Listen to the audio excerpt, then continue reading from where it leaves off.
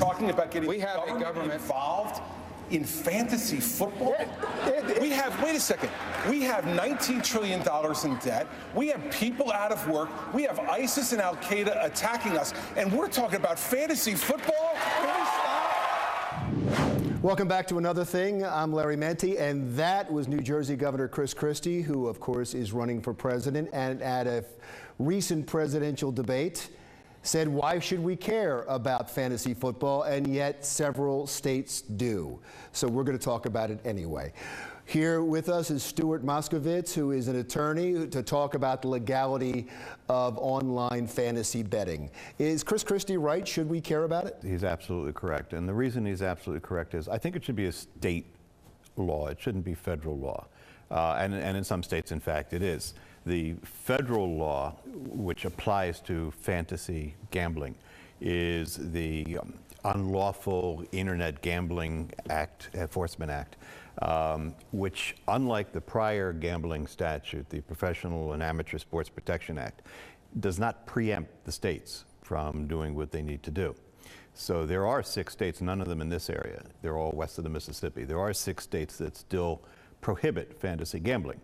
And in fact, if states on the East Coast want to do that, they can as well.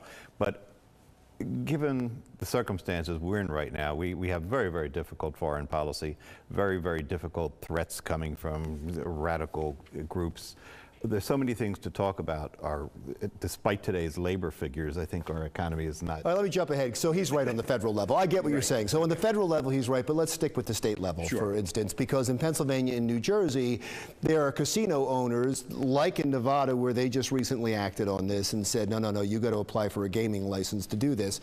Pennsylvania and New Jersey want to do the same thing because you have casinos in those states that are saying, wait a second, we're not allowed to do this. Why are they allowed to do this on the internet? And so the legislators are looking at it.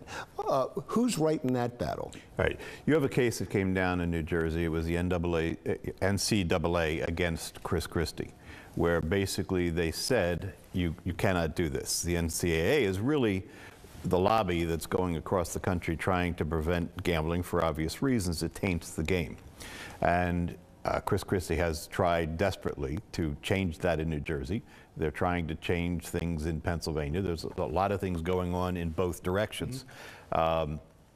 The original Gambling Act, the Bradley Act, which is a Professional and Amateur Sports Protection Act, that basically does not allow states to change their law, okay? But there's an oddity here. The definition that's in the Unlawful Internet Gambling Act, Enforcement Act, that definition pretty much excludes fantasy gambling.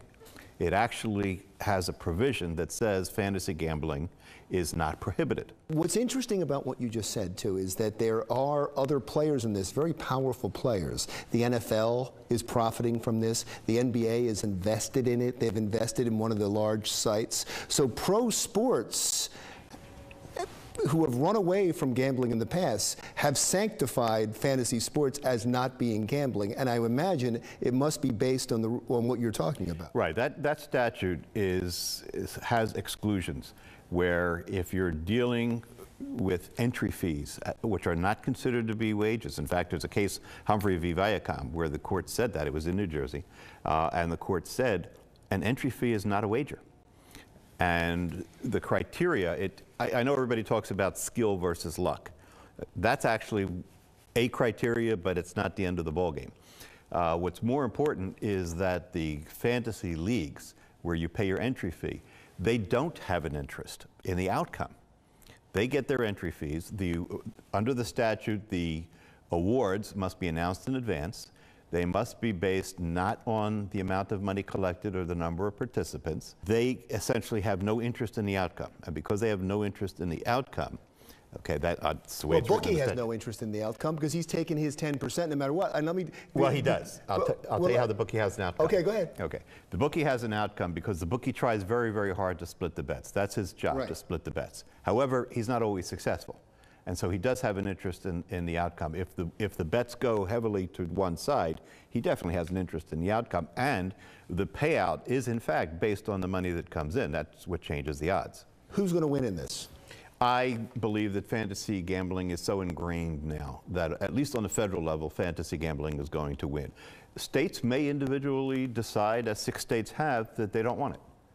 Or they want their cut. Or they want their cut. They want to tax it. So if they get paid off, sort of like the NFL did and the NBA did, then they're going to allow it. And they'll probably integrate it to the casinos, no? Here's what we know. We know that lottery revenues are dropping. People got so used to these $300 and $400 million pots that they don't want to bet $100 million. $100 million isn't enough for anybody anymore. So the revenues are dropping. They're going to need alternate gambling revenues. And fantasy gambling, if they get to tax that, is a great way to do it. And that, I think, is probably what's going to happen. Thank you very much, sir. Love to have you back. Stuart Moskovitz, an attorney talking about fantasy sports, even though he doesn't play himself. When we come back. We decided to pick tango because the Pope is from Argentina and that's where tango is from. So it was a really great event.